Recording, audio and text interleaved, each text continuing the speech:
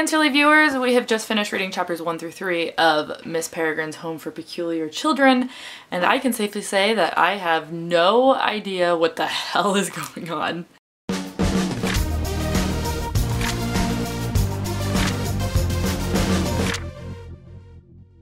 So the book opens with a prologue. I really love the first sentence. I had just come to accept that my life would be ordinary when extraordinary things began to happen.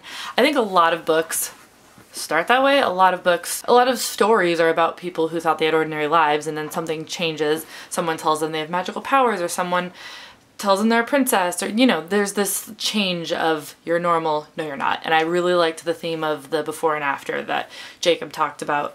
I like how it started with him just kind of not really caring about things and working at this place because he has to, but not really caring. You know about the stories that his grandpa's told him, but you don't know if they're true. I think it's really interesting. I don't know how you felt reading this book, but I thought it was really interesting how Jacob starts by believing, but then like very early on doesn't believe anymore, and that's sort of a big thing in this book is him stopping believing and how nobody else in his family believes his grandpa, and he just figures their stories.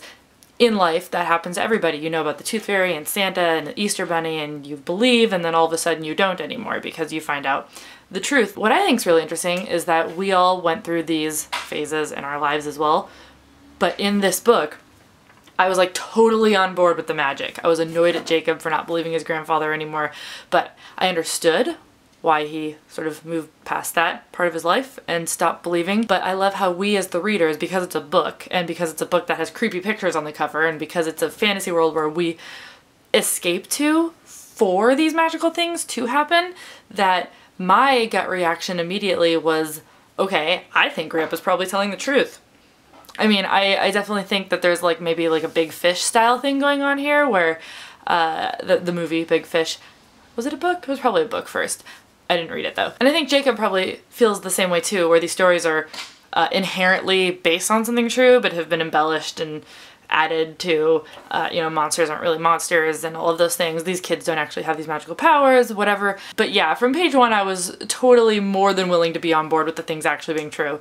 I don't know what's happening in this book. I have no idea. I mean, it is a little weird that Jacob saw that thing with like the tongues or whatever the night his grandpa died. Don't really know how to explain that yet. I don't know. I'm hoping that there is some magic, obviously, because I really like when books add that, and I like escaping to worlds where that exists. But I don't know. I don't know where this book is going, and I don't know how to feel about the house being all crazy, boarded up and disgusting. I don't know if Miss Peregrine's still alive, if he's gonna find her, what being on this island is going to show him. He's there for 3 weeks though now, so it's gonna be a long journey, whatever it is. So yeah, I think we're a little too early in this book to really have a grasp on where it's going or what's true. But I like it so far. I'm intrigued. It's different than a lot of books I normally read. I love the addition of pictures, and I'm super enjoying it. It's construction everywhere. Sorry. Anyway, let me know in the comments below if you think that the magic and the monsters and all of that is real, where you think this is going, if Grandpa was crazy, what he was hoping Jacob might find, any of these things that you have theories about. I would love to know because I have yet to develop very many at all. For next week, we'll be reading chapters 4 through 6, so make sure you go do that, and I will see you then. Thanks for watching, guys. Bye.